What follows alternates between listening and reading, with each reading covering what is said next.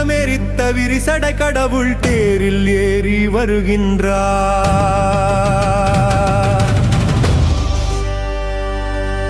திருவண்ணாமலை சோதிவானவன் திருவடி பதித்து வருகின்றார். அருளுரு ஆயிரம் காட்டிய நாதன் நம்மையப்பனாய் வருகின்றார். கைலை மேவிய உமையொரு பாகன்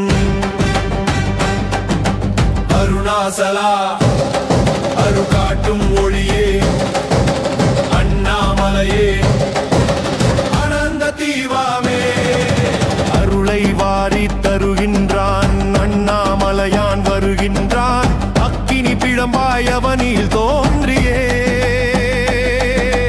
அன்பர்கள் துயரை அடியோ